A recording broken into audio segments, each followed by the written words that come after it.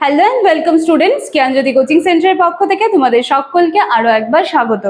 আজকে আমাদের আলোচনার বিষয় হচ্ছে বৌদ্ধ শিক্ষা ব্যবস্থায় নালন্দার অবদান।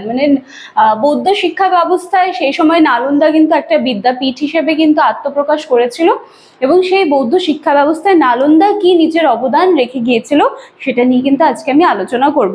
আজকে যে বিষয়টা আমি আলোচনা করছি সেটা কিন্তু পার্ট 1 হিসেবে তোমরা পাবে এবং পরের দিনে কিন্তু আমি এটা নিয়ে আবার একটু আলোচনা করব। তো আজকের ক্লাসটা তোমরা পার্ট 1 হিসেবে পাচ্ছ। পরের দিনে আবার কিন্তু আমি নালন্দা নিয়ে আরো কিছু বিষয় বিস্তৃত আলোচনা করার চেষ্টা করব। আজকের ক্লাস বা আজকের আলোচনার বিষয়টা শুরু করার আগে আমি তোমাদের একটু বলে নিতে চাই, তোমরা যারা আমাদের জ্ঞানজ্যোতি কোচিং সেন্টারের সাথে যুক্ত হতে চাইছো, আমাদের যারা আরো স্যার ম্যামরা রয়েছেন, ইভেন আমার কাছে যারা পড়তে চাইছো, তার জন্য কিন্তু তোমাদের সকলকে আরো একবার ওয়েলকাম।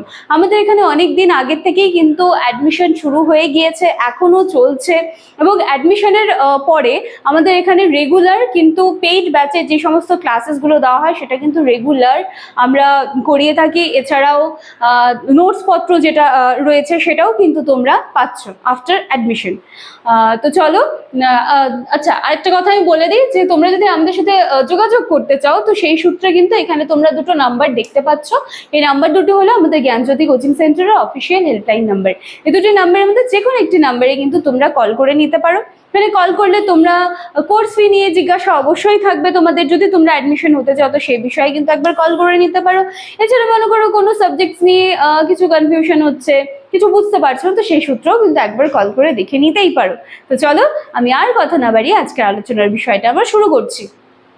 দেখো, বৌদ্ধ শিক্ষা ব্যবস্থায় নালন্দার অবদান আমি এভাবে পয়েন্ট করে প্রত্যেকবার লেখার চেষ্টা করি, কারণ এইভাবে লিখলে হয়তো রিলেট করতে সুবিধা হয় একটা পয়েন্টের সাথে একটা পয়েন্ট, এবং সেই একটা পয়েন্ট যখন আরেকটা পয়েন্টের সাথে রিলেট করে এক্সামে কিন্তু আমার পদ্ধতিটা ধরে যদি একটু চেষ্টা করো তোমরা, তাহলে কিন্তু আশা করি আর একটা পয়েন্টও তোমাদের বাদ যাবে না। চলো, সবার প্রথমে এই যে নালন্দা যেটা রয়েছে সেটা হচ্ছে প্রাচীন ভারতের একটা প্রধান বৌদ্ধ পীঠ ছিল। ঠিক আছে, প্রাচীন ভারতে প্রধান বৌদ্ধ পীঠ হিসাবে আত্মপ্রকাশ করেছিল নালন্দা। আচ্ছা, এইবারে দেখি কি হলো। এরপরে খ্রিস্টপূর্ব 5ম শতকে শুরু হয় এবং এটা কিন্তু 800 বছর ধরে চলে। তাহলে কি বলছে, খ্রিস্টপূর্ব 5ম শতকে কিন্তু এটা শুরু হয়েছিল এবং এটা 800 বছর ধরে কন্টিনিউ চলেছিল। আচ্ছা, এরপরে দেখো এই যে বৌদ্ধ দর্শন, এবার এখান থেকে কিন্তু আমি 3খানা পয়েন্ট রাখার চেষ্টা করেছি। ঠিক আছে, একটা হচ্ছে বৌদ্ধ দর্শন, একটা বিজ্ঞান ও দর্শনে অগ্রগতি এবং আরেকটা হচ্ছে আন্তর্জাতিক শিক্ষার্থীদের আকর্ষণ। আজকে আমি নালন্দা সম্পর্কে 3টা পয়েন্ট নিয়ে আলোচনা করব এবং পার্ট 2 ক্লাসে কিন্তু আমি আরো বিস্তৃত আলোচনা করব।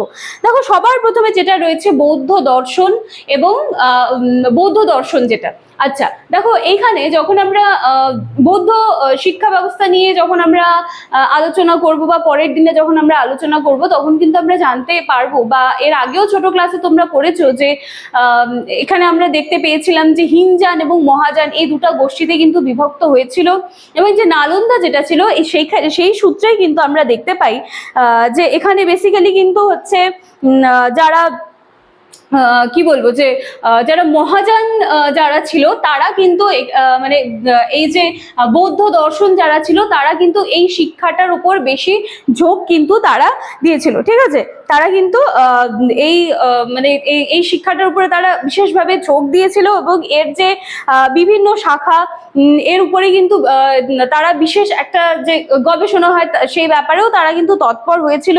এবং এছাড়া এখানে কিন্তু অনেক বিখ্যাত বৌদ্ধ আচার্যগণ এসেছিলেন, যাদের নাম হচ্ছে নাগার্জুন, ধ্বজ, অতীশ দীপঙ্কর প্রমুখরা। ঠিক আছে, এরপরে হচ্ছে যে বিজ্ঞান ও দর্শনে অগ্রগতি, এই পয়েন্টটা বলেছে যে বৌদ্ধ শিক্ষার পাশাপাশি কিন্তু নালন্দা বিজ্ঞান, চিকিৎসা বিদ্যা, তারপরে হচ্ছে তোমাদের জ্যোতির্বিদ্যা, ভাষাতত্ত্ব এই সমস্ত বিষয়ের উপরেও কিন্তু গবেষণা করতো, বা এই সমস্ত বিষয়ে কিন্তু গবেষণার যে কাজটা সেটা কিন্তু এখানে চলতো। আচ্ছা, এবার দেখো আন্তর্জাতিক শিক্ষার্থীদের আকর্ষণ, এই যে নালন্দা যেটা ছিল যেটা অ্যাজ আ বৌদ্ধ পীঠ হিসেবে কিন্তু আত্মপ্রকাশ করেছিল, সেখানে যে শুধুমাত্র ভারতীয় ছাত্ররা গিয়ে পড়াশোনা করতো সেটা না, সেখানে কিন্তু অনেক দূর দূর থেকে কিন্তু স্টুডেন্টসরা কিন্তু আসতো। ঠিক আছে, নালন্দার আকর্ষণে কিন্তু তারা অনেক দূর থেকে কিন্তু এখানে আসতো। তো চীন, কোরিয়া, জাপান, তিব্বত আমি লিখেছি, দেখো চীন, কোরিয়া, জাপান, তিব্বত এই সমস্ত জায়গা থেকেও কিন্তু ছাত্ররা এসে এখানে সুন্দরভাবে কিন্তু শিক্ষা লাভটা করতো। বেসিক্যালি এই যে বৌদ্ধ শিক্ষা ব্যবস্থা এটা কিন্তু বিশ্বব্যাপী ছড়িয়ে পড়েছিল, এবং এই বিশ্বব্যাপী মানে এর যে আকর্ষণটা পুরো বিশ্বে ছড়িয়ে পড়ছিল, সেই ক্ষেত্রে কিন্তু নালন্দা যেটা অ্যাজ আ বৌদ্ধ পীঠ হিসাবে সেই সময় আত্মপ্রকাশ করেছিল, তার কিন্তু একটা অবশ্যই গুরুত্বপূর্ণ একটা ভূমিকা ছিল। তো আজকে কিন্তু আমি 3খানা পয়েন্ট আলোচনা করলাম, যেটা অ্যাজ আ পার্ট 1 হিসেবে তোমরা পাচ্ছ। পরের দিনে যে ভিডিও, সেখানে কিন্তু তোমরা আবার বৌদ্ধ শিক্ষা ব্যবস্থায় নালন্দার অবদান পাবা, কিন্তু সেটা পার্ট 2 হিসেবে পাবা। ঠিক আছে, তো চলো আজকের ক্লাসটা আমি এখানেই শেষ করছি। ভিডিওটা একটু ছোট হয়ে গিয়েছে, কোনো সমস্যা নেই, কারণ আজকে শুধুমাত্র 3খানা পয়েন্ট কিন্তু আমি আলোচনা করেছি না, এবং নালন্দা বিশ্ববিদ্যালয় কি, কত খ্রিস্টাব্দে শুরু হয়েছিল, খ্রিস্টপূর্ব 5ম শতকে শুরু হয়েছিল, কত বছর ধরে চলেছিল, এই সমস্ত জিনিস আমি একটুখানি আলোচনা করে দিলাম। পরবর্তী দিনের ক্লাসে আমি আরো কিছু পয়েন্টস নিয়ে বিস্তৃত আলোচনায় চলে আসবো। আজকের ক্লাসটা আমি এখানেই শেষ করছি। দেখা হচ্ছে পরবর্তী দিনের ক্লাসে নালন্দা বিশ্ববিদ্যালয়ের অবদান পার্ট 2 নিয়ে। Thank you.